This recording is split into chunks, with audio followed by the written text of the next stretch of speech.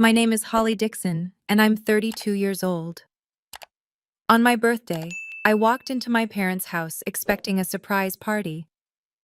Instead, I found 200 relatives seated in rows like a courtroom, waiting to judge me. My mother ripped my childhood photos off the wall, one by one. My father stood up and read a bill for $400,000, every cent he claimed they'd wasted raising me. My sister snatched my car keys from my hand and smiled. Dad already transferred the title to me. I walked out that door without saying a word. 4 days later, they were calling me 80 times a day, but I didn't answer. And here's why. Before I tell you what happened, please take a moment to like and subscribe, but only if you genuinely enjoy this story. Drop a comment telling me where you're watching from and what time it is there. Now let me take you back to where it all began. Growing up in the Dixon family, I learned early that there were two kinds of children: Megan and everyone else. My father, Richard Dixon, built a real estate company from the ground up. He was the kind of man who measured success in square footage and profit margins. My mother, Patricia, had been a teacher before she married him, but she traded lesson plans for dinner parties and social climbing. And then there was Megan, 4 years younger, impossibly pretty, and the undisputed princess of the household. I remember the day I got my full scholarship to the pre-med program. I was 16, standing on that stage, scanning the audience for my parents' faces. They weren't there. Megan had a ballet recital that afternoon. More important, my mother said later, not even looking up from her phone. When I graduated from nursing school at 22, top of my class, my mother's response was a sigh. If only you'd studied business like Megan, your father would finally have someone to take over the company. It didn't matter that Megan dropped out of that business program 2 years later. It didn't matter that I was saving lives in the ICU while she was maxing out credit cards. In my parents' eyes, Megan could do no wrong, and I could do nothing right. My beautiful youngest daughter, my mother would coo at family dinners, stroking Megan's hair. Holly, can't you learn something from your sister? I learned all right. I learned that love in this family came with conditions I could never meet. I learned to shrink myself, to stay quiet, to keep the peace. But there was one person who saw me differently, one person who loved me without conditions, and that person was about to change everything. My grandmother Eleanor was the only person in my family who ever made me feel like I belonged. When I told her I wanted to be a nurse instead of joining my father's company, she took my hands in hers. Her grip was warm, steady. Taking care of people is the most noble work there is, sweetheart. Don't let anyone tell you otherwise. 3 years ago, she was diagnosed with stage 4 cancer. The doctors gave her 18 months, maybe 2 years if she was lucky. My parents talked about hiring a full-time caregiver. Megan suggested a nursing home. It would be easier, she said, filing her nails. I quit my job that week, moved into Grandma's little house on the edge of town, spent the next 3 years measuring out her medications, holding her hand through the bad nights, reading to her when the pain made sleep impossible. Megan visited twice in those 3 years. My parents came once a month, stayed 30 minutes, and always left with some excuse about traffic or dinner reservations. But Grandma and we had something real. She told me stories about my grandfather, about her own dreams when she was young. She taught me that strength wasn't about fighting back. It was about knowing your worth, even when everyone around you forgot it. She passed 6 months ago, quietly in her sleep, with my hand in hers. At the funeral, my mother pulled me aside. Don't act like you sacrificed so much. It's not like she left you anything. I didn't respond. I didn't know yet how wrong she was. But Grandma Eleanor had prepared something my family was already circling like vultures. The first warning sign came exactly 1 week before my birthday. My phone buzzed while I was finishing a double shift at the hospital. Megan's name on the screen. She never called me. Ever. Holly. Her voice was strange, too sweet. Have you gotten any mail from a lawyer lately? Something about Grandma's estate? I frowned at the break room wall. No, why? Just curious. A pause. Listen, I've been talking to Mom and Dad. We want to throw you a surprise birthday party. At the house, the whole family. I almost dropped my coffee. In 32 years, my family had never thrown me a birthday party. Not once. A party? For me? We want to make things right, Holly. After everything with Grandma, we've been distant. It's time to fix that. Something flickered in my chest. Hope, maybe. The desperate, foolish kind. My coworker Danny found me still staring at my phone 10 minutes later. He's been my best friend since nursing school, the brother I never had. When I told him about the call, his expression darkened. Holly. He set down his clipboard. They've never thrown you a birthday party. Why start now? Maybe they feel guilty about Grandma. People don't change overnight. They just get better at hiding their intentions. I waved him off. You're being paranoid. But that night, lying in bed, I couldn't shake his words. The strange emphasis in Megan's voice, the question about the lawyer. Why would she ask about that? I told myself it was nothing. That maybe, finally, my family wanted to be a family. I had no idea what was really waiting for me. 3 days before the party, I ran into Aunt Ruth at the grocery store. Ruth was my mother's younger sister, the black sheep, according to my parents. She talked too much and didn't know her place. In other words, she told the truth, and my mother couldn't stand it. Holly. She grabbed my arm in the produce aisle, glancing around like we were being watched. Do you know about Megan? My stomach tightened. Know what? Ruth pulled me behind a display of watermelons. Her voice dropped to a whisper. She's in trouble. Bad trouble. She and Kyle invested everything in cryptocurrency, some scheme Kyle's friend recommended. And? They lost almost $200,000. They're drowning in debt, to the bank, to friends, to everyone. I felt the ground shift beneath me. Does Dad know? No, he's frantic. He's been trying to find money anywhere he can to bail her out. Ruth's grip tightened on my arm. I shouldn't be telling you this, Holly, but you deserve to know. Your family isn't planning a birthday party. They're planning something else. The fluorescent lights suddenly felt too bright, the cheerful store music too loud. What do you mean, something else? Ruth's eyes met mine. There was pity there, and fear. I don't know exactly, but they've been meeting, all three of them, talking about Grandma's estate, about some house. She released my arm. Be careful, Holly, please. She was gone before I could ask anything else, disappearing around the corner like she'd never been there at all. I stood alone among the watermelons, my heart pounding. What did any of this have to do with me? That night, I checked my mailbox for the first time in 2 weeks. Working night shifts at the hospital meant I often forgot about things like mail. Bills went on autopay. Everything important came through email. The physical mailbox was an afterthought. But Ruth's words echoed in my head. A lawyer, Grandma's estate, some house. The envelope was buried beneath credit card offers and grocery flyers. Cream-colored heavy paper. In the corner, Law Offices of Gerald Whitmore. I tore it open on my front steps, reading by the glow of my phone. Dear Ms. Dixon, we respectfully request your presence at our offices to discuss matters pertaining to the estate of Eleanor Mitchell. Please contact us at your earliest convenience to schedule an appointment. My grandmother's house, the little place where I'd spent 3 years caring for her. I'd assumed it would go to my mother or be divided among the whole family. That's how these things worked, wasn't it? But this letter was addressed only to me. I dialed the number with shaking fingers. A receptionist answered on the third ring. After a brief hold, she offered me an appointment, the day after my birthday. I hung up and sat in the darkness of my apartment, turning the envelope over in my hands. Megan had asked about a lawyer's letter. My parents were planning something about Grandma's estate. And now this. The pieces were there, but I couldn't quite fit them together. I decided to go to the party anyway. Whatever was happening, I needed to see it for myself.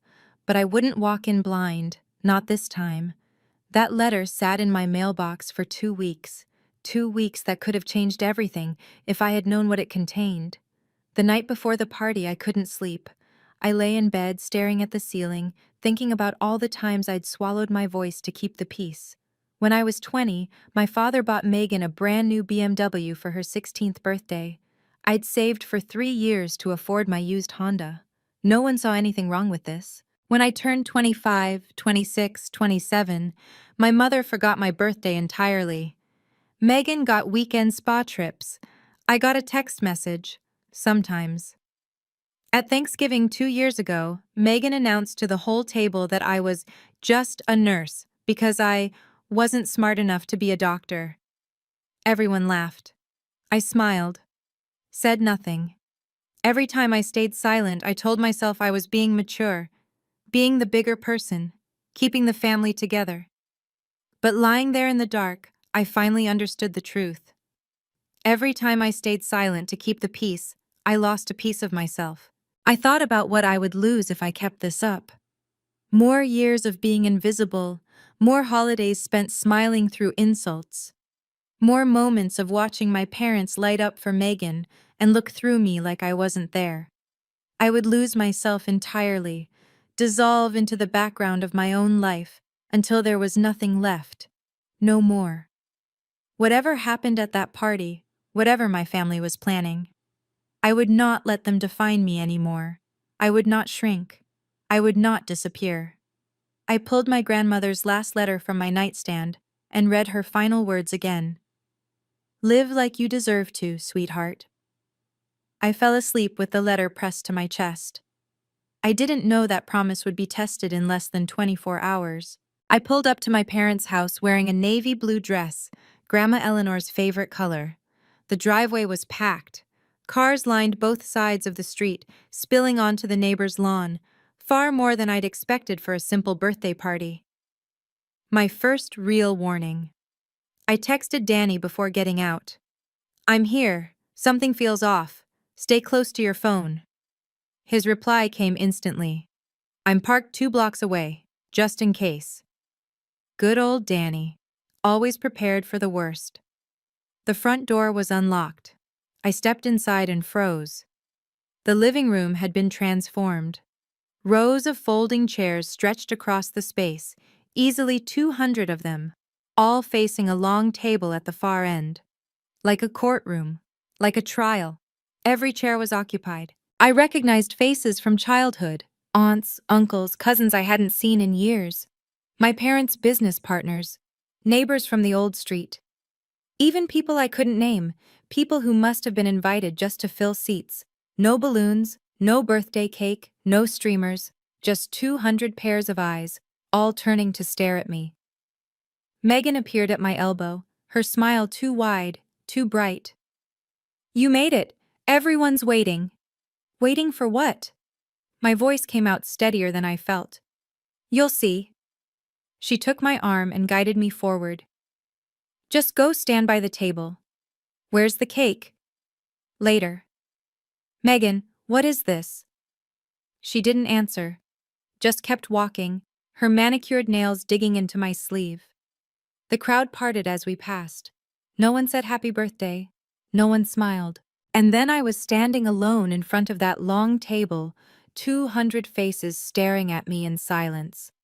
My father rose from his chair. My father picked up a microphone, the kind they use at weddings for speeches. Thank you all for coming. His voice echoed through the room. Tonight, our family needs to address an important matter. I scanned the crowd, found Aunt Ruth in the back corner, her face pale with dread. For 32 years, my father continued, turning to face me, your mother and I raised you, fed you, clothed you, paid for your education, gave you everything. Dad? My throat was dry. What's going on? Be quiet. I'm not finished. The room was absolutely silent.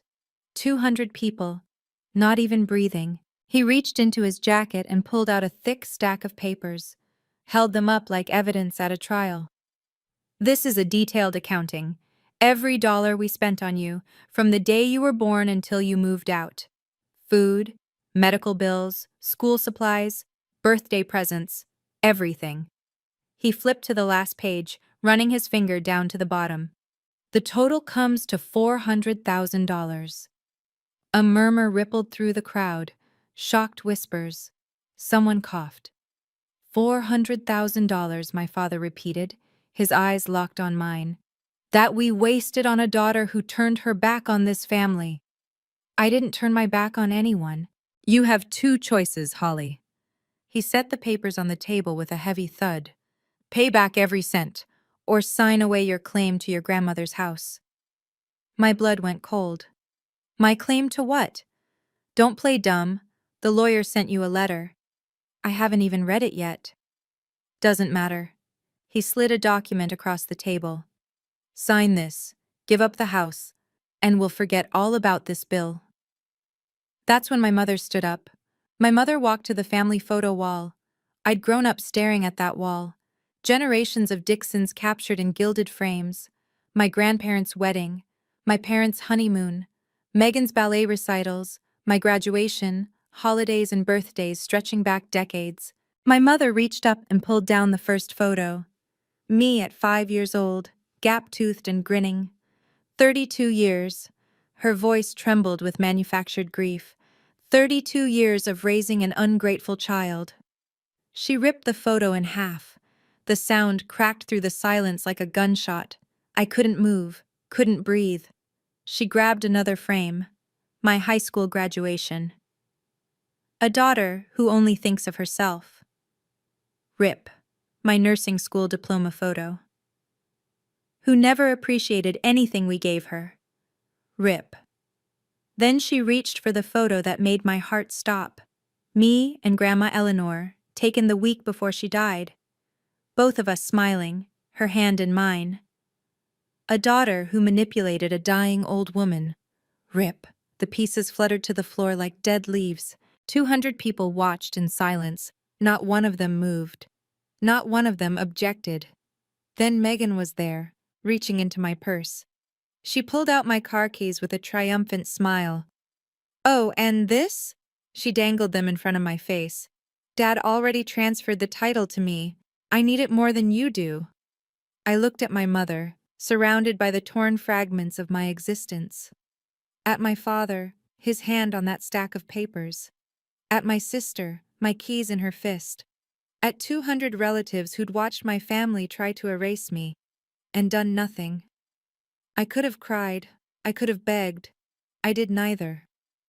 I took a breath, then another. Grandma's voice echoed in my mind. You are enough, Holly. You always were. I looked at my father, really looked at him. At the desperation behind his anger, at the way his hands shook, just slightly, on that stack of papers. Dad? My voice was calm, calmer than I felt. Have you actually read Grandma's will? He blinked. What? Her will, the legal document. Have you read it yourself? I don't need to read it. The house was supposed to go to the family. You're sure about that? Something flickered across his face. Doubt, maybe, or fear. You're asking me to sign away rights you haven't even verified. I kept my voice level, professional, like I was explaining a diagnosis to a patient. That's not how legal documents work. From the back of the room, Aunt Ruth gave me a small nod. I turned to Megan. How much do you owe exactly? Her face went white. What? The crypto investments. Kyle's sure thing. How deep are you? I don't know what you're talking about. I think you do. Whispers erupted through the crowd. Confused glances, people shifting in their seats. My mother stepped forward. This isn't about Megan. This is about you being selfish. No. I held up my hand. This is about you trying to take something that might not be yours, without even bothering to check. Silence. I looked at the torn photos scattered at my mother's feet, at the car keys still clutched in Megan's fist, at my father's careful accounting of everything I'd supposedly cost him. Then I looked at the door. I won't sign anything tonight. And I certainly won't sign anything under duress in front of 200 people. My father slammed his palm on the table. Sign the paper, Holly, or you're no longer a Dixon. I stood still for a moment, looking at the 200 faces staring back at me. Some curious, some pitying, most just waiting to see what would happen next. This was their entertainment for the evening. My humiliation served up like dinner theater. I reached up and touched the bracelet on my wrist. Grandmother's bracelet, the one she'd given me the day before she died. Slowly, deliberately, I unclasped it and slipped it into my pocket, close to my heart. They didn't deserve to see it. I will not sign anything tonight, I said, my voice carrying across the silent room. I will not make legal decisions while being publicly ambushed, and I will not stand here and let you erase me. My mother's face contorted. How dare you? You've torn my photos off your wall. I cut her off. Dad's demanded payment for raising me. Megan's taken my car. I have nothing left to lose here. I turned and walked toward the door. No one stopped me. No one reached out. No one said wait, or happy birthday, or I'm sorry. 200 people, and not a single one spoke. Danny's car was waiting at the end of the block, just like he'd promised. I climbed into the passenger seat without looking back. You okay? His voice was gentle. No. I stared straight ahead. But I will be. He pulled away from the curb, and my parents' house shrank in the rearview mirror until it disappeared entirely. I didn't know it then, but walking out that door was the best decision I ever made. It just took 4 days for my family to realize what they'd done. Before I tell you what happened in those 4 days, I want to ask you something. Have you ever walked away from a situation that everyone expected you to endure?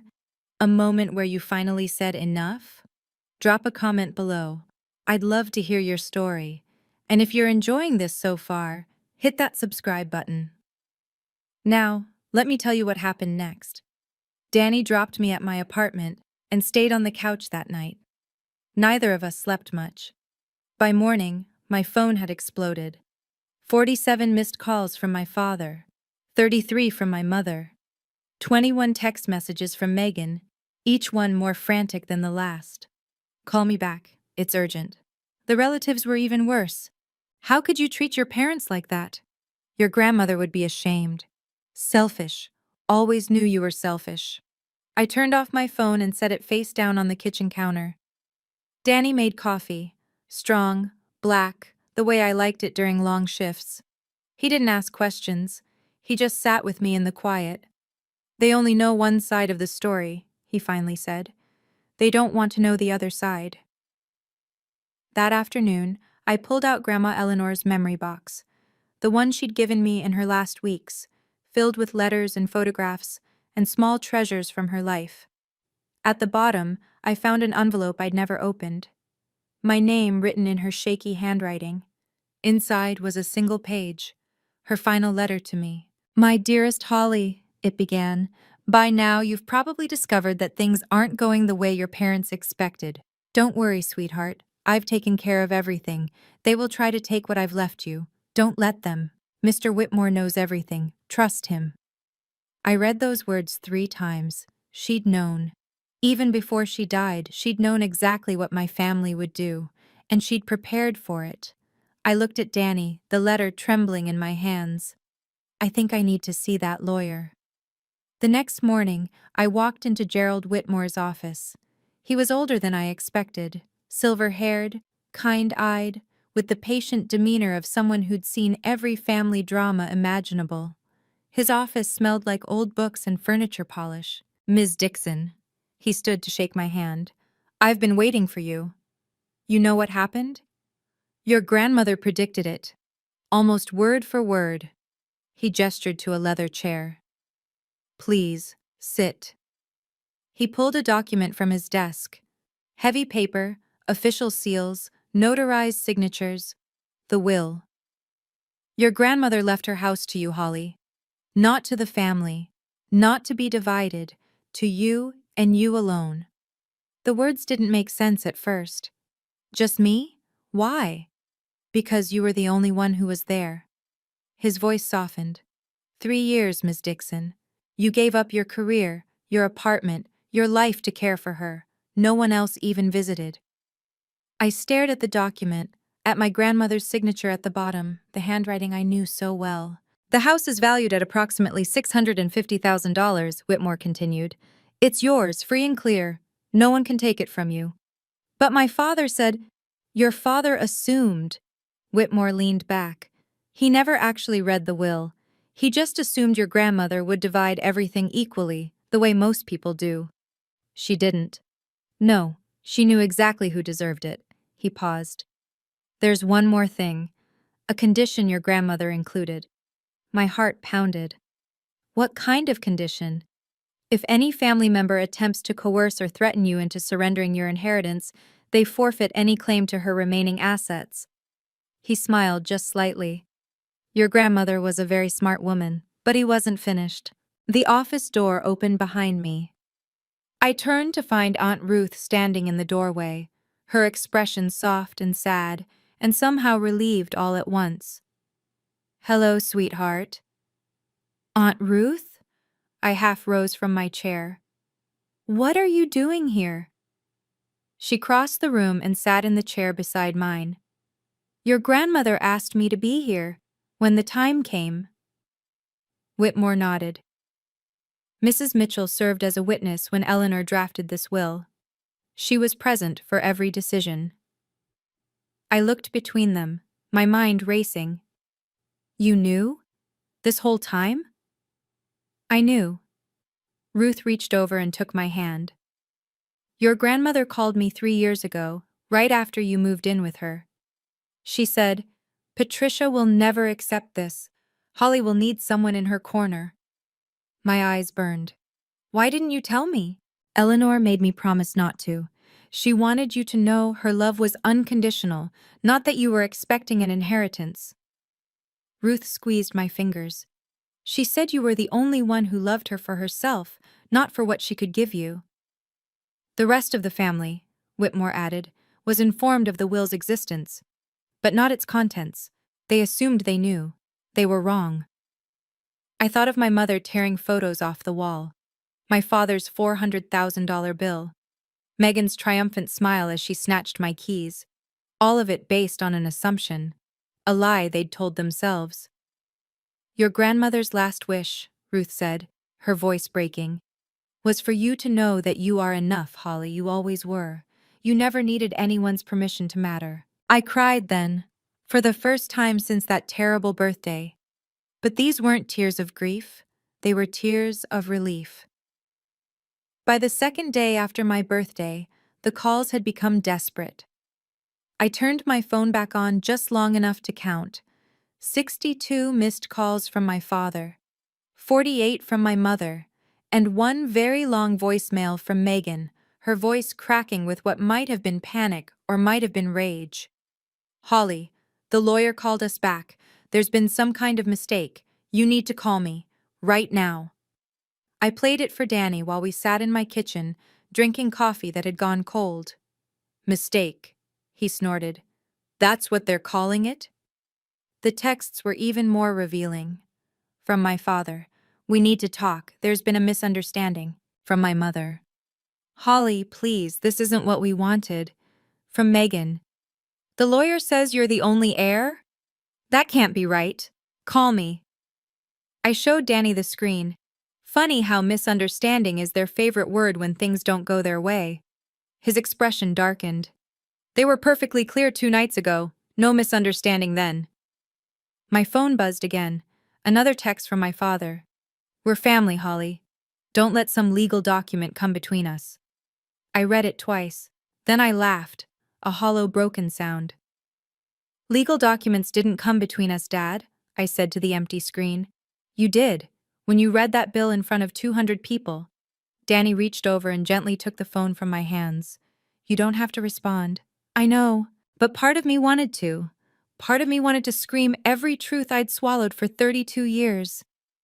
Instead, I turned the phone off again. Some battles aren't won with words. They're one with silence.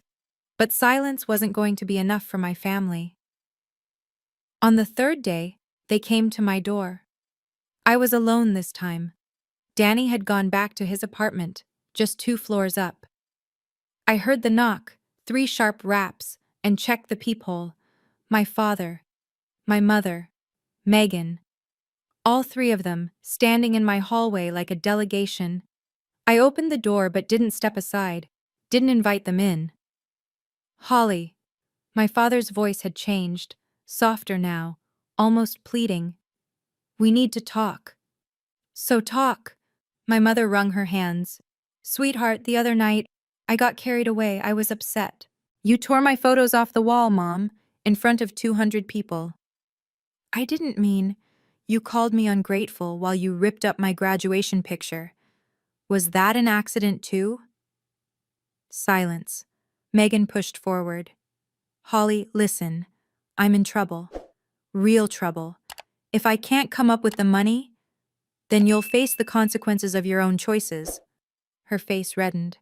You don't understand. Kyle and I made bad investments. I know. I leaned against the doorframe. That's not my problem to solve. My father straightened, trying to regain control. That house should belong to the whole family. Your grandmother wanted me to have it. My voice was steady. That's why she put my name on the will, not yours. You're being selfish. My mother's grief had curdled into anger. After everything we did for you, you publicly disowned me on my birthday. I met her eyes. You demanded $400,000 for the crime of being born. You watched your other daughter steal my car. I paused. And now you want me to pretend we're family? We are family. That's not how this works. My father's phone rang. He glanced at the screen, and I saw something flicker across his face. Annoyance, maybe, or dread. I have to take this, he answered without stepping away. Barbara, now isn't a good... I could hear her voice through the speaker, loud, angry. Richard, I just got off the phone with Gerald Whitmore. My father's jaw tightened. Barbara. He says Holly is the sole beneficiary, that Eleanor left her everything. Is that true? It's complicated. And he mentioned something else. Something about a coercion clause. If anyone tries to force Holly to give up her inheritance, they lose their own claims. My mother's face went gray. Richard? Barbara's voice carried through the hallway.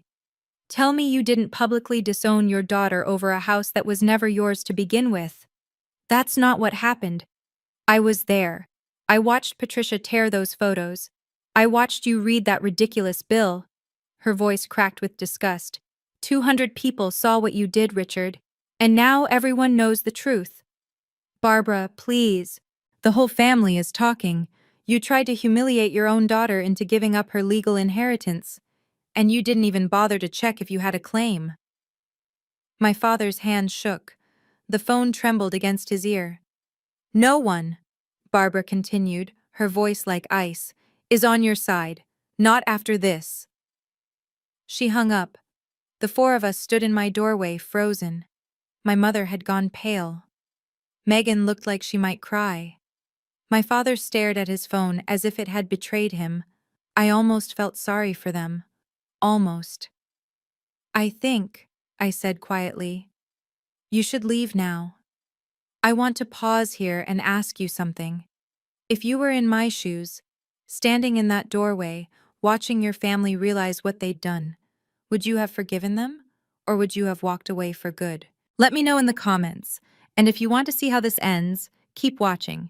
But first, make sure you're subscribed so you don't miss any of my stories. Now, let me tell you what I decided. My father pocketed his phone. When he looked up, his expression had changed. The anger was gone. In its place was something I'd never seen before. Desperation. Holly. His voice was different now, smaller. I'm sorry. I was wrong. Can we please talk about this like adults? I studied his face. Are you sorry because you were wrong, or because everyone found out? He didn't answer. That's what I thought. My mother pushed past him, tears streaming down her face. Holly, please. Megan needs help. She's your sister. If she loses everything, then she loses everything. I kept my voice calm, steady, like explaining to a patient why we couldn't give them the medication they wanted. She's a grown woman, Mom. She made her own choices. You heartless. Megan stepped forward, fists clenched. I'm your sister.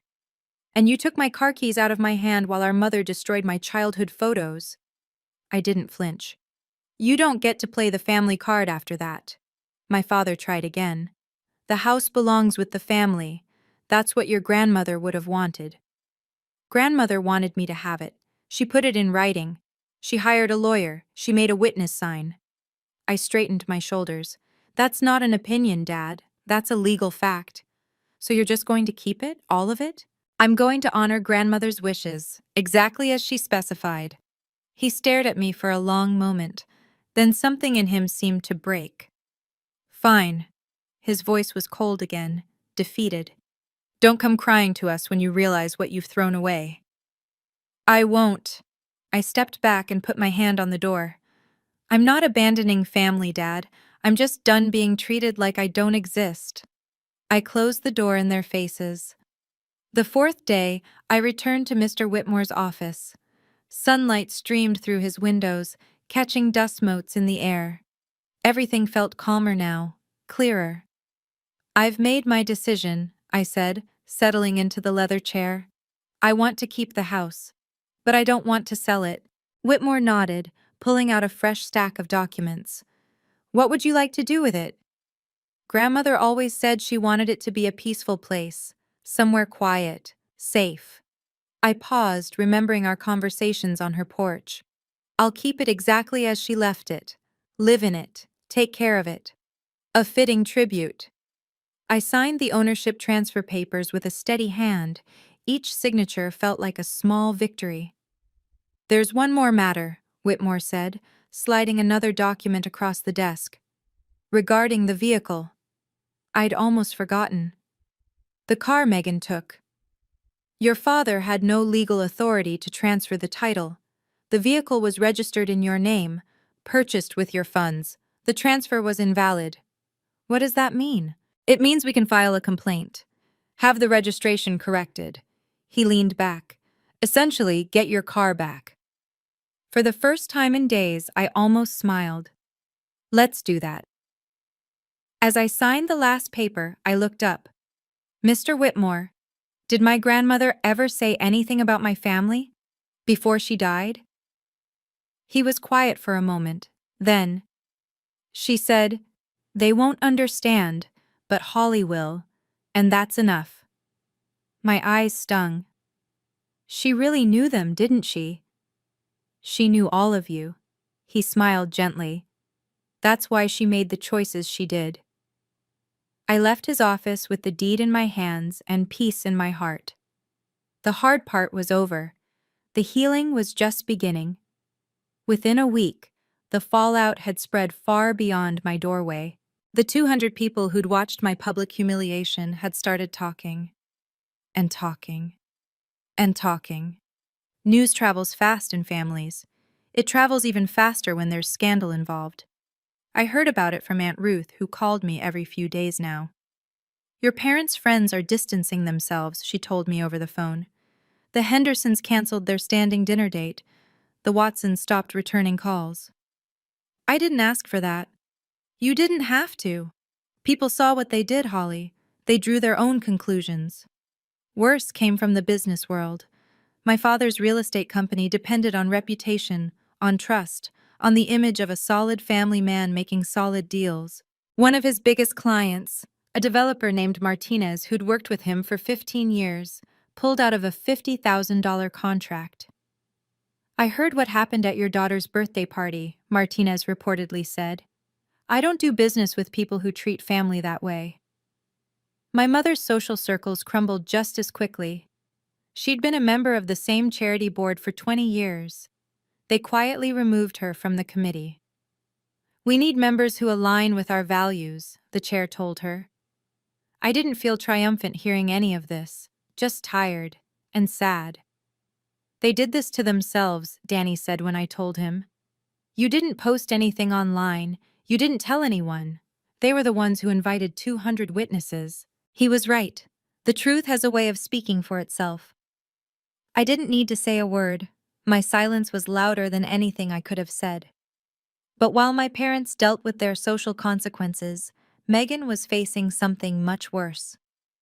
A month later, Aunt Ruth brought me the news about Megan. We were sitting on my apartment balcony, drinking tea in the autumn sunlight. Ruth had become a regular presence in my life now, the family connection I'd always wished I'd had. Megan had to sell her house, Ruth said quietly. I set down my cup. Sell it? She and Kyle couldn't make the payments anymore. The crypto debt caught up with them. Ruth sighed. They've moved back in with your parents.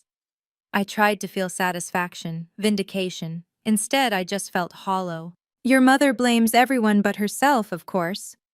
Ruth stirred her tea absently. The economy, the market, you, mostly. Me? If only Holly had shared the inheritance, none of this would have happened. Ruth mimicked my mother's voice with bitter accuracy. That's the story she's telling anyone who'll listen. The inheritance wouldn't have covered Megan's debts anyway. I know that. You know that. Patricia will never admit it. I watched a bird land on the balcony railing. Grandmother had loved birds. She used to leave seed out for them every morning. Do you regret it? Ruth asked after a moment. Any of it? I thought carefully before answering. I regret that they never saw me as part of the family, that nothing I did was ever enough. I paused. But I don't regret standing up for myself. Not anymore. Ruth reached over and squeezed my hand. Eleanor would be so proud of you. I hope so. We sat in comfortable silence, watching the sun sink lower. Megan's debt was never my responsibility, but somehow, my family had made me feel like it was. For 32 years, I'd carried guilt that didn't belong to me. Not anymore. 2 weeks later, I got my car back. The legal process had been surprisingly simple. Mr. Whitmore filed the paperwork, proving that the title transfer was invalid. The vehicle had been registered in my name, purchased with my money. My father had no authority to give it away. A police officer accompanied me to my parents' house to retrieve it. I'd been dreading this moment, another confrontation, another scene. But when we pulled up, the house looked smaller somehow, less imposing. Megan met us at the door. Her face was drawn, tired. She looked like she'd aged 5 years in 5 weeks. She held out my keys without a word. Thank you, I said, and meant it. For a moment, something flickered in her eyes. Shame, maybe, or regret. But then her expression hardened, and she turned away, disappearing back into the house without another word. I didn't see my parents. I didn't want to. As I walked to my car, a voice called from behind me. Holly! I turned. Aunt Ruth stood on the front steps, having come out through the side door. Are you okay? I looked at the house where I'd grown up. The windows I used to look out of, dreaming of something more. The front yard where I'd played alone while Megan had friends over. I'm learning how to be okay, I said honestly. Ruth smiled, her eyes glistening. That's enough. I climbed into my car, and started the engine. The familiar hum settled something in my chest. Getting my car back wasn't really about the car. It was about taking back what was mine, including my dignity. I pulled out of that driveway for the last time, watching it shrink in my rearview mirror. I didn't look back. 1 month later, I moved into grandmother's house. The little place on the edge of town felt different now, quieter, more mine. I spent the first week cleaning, organizing, letting her presence settle around me like a warm blanket. I kept her favorite chair by the window, her tea set in the kitchen, the bird feeder she'd filled every morning for 40 years. Some things I changed. Fresh paint in the bedroom, new curtains in the living room. Small touches that made the space feel like both of us, together. Once I was settled, I sent one final message to my parents. It took me 3 hours to write. I don't hate any of you, but I can't continue being treated like I don't exist. You disowned me publicly. You demanded payment for raising me. You stood by while my photos were torn off the wall. These aren't things I can simply forget. If there ever comes a day when you want a real relationship, not based on money, not based on obligation, but on genuine care, you know how to reach me. Until then, I need distance. Please respect that. I hit send and turned off my phone. No one replied. I wasn't surprised. Part of me was relieved. In the weeks that followed, I built a new life. Danny came over every Saturday for dinner. Aunt Ruth visited on Sunday afternoons. My coworkers from the hospital became closer friends than I'd ever allowed before. I wasn't alone. I had family. They just weren't related to me by blood. And somehow, that made them more precious. I stood on grandmother's porch one evening, watching the sunset paint the sky orange and gold. I'm figuring it out, Grandma, I whispered, just like you said I would. 3 months later, I sat on grandmother's porch with her last letter in my hands. The paper had grown soft from all the times I'd read it. The ink was starting to fade in places. But those final words still hit me like the first time. Live like you deserve to, sweetheart. For 32 years, I'd been waiting for my family to see me, to value me, to love me the way I loved them. I'd shrunk myself to fit their expectations, silenced my voice to keep their peace, given up pieces of my soul every time I let their cruelty slide. It took being publicly disowned on my birthday, in front of 200 people, to finally understand. I never needed their permission to matter. Grandmother knew that. She'd always known. That's why she left me the house. Not because of the money or the property or any material value, but because she wanted me to have proof. Physical, undeniable proof that someone in my family had seen me all along. I wasn't the ungrateful daughter they'd painted me as. I wasn't the burden, the disappointment, the failure. I was the one who showed up, the one who stayed, the one who loved without conditions. And that was enough. The sun was setting now, painting the sky in colors grandmother would have loved. Somewhere in the trees, a bird was singing. I miss you, Grandma, I said to the empty chair beside me. Every single day. The breeze picked up, rustling through the leaves like a whisper, like an answer. I folded the letter carefully and pressed it to my heart. Thank you, I whispered, for seeing me, for believing in me, for giving me permission to choose myself. After all, that's what she'd really left me. Not a house, permission. That's my story. It wasn't easy to tell, but I hope it helped someone out there who's going through something similar. Here's what I learned. Setting boundaries isn't selfish. Sometimes it's the only way to survive. If this story resonated with you, please like, subscribe, and share it with someone who needs to hear it. Check out the description for more stories like this one. Thank you for listening. I'll see you in the next one.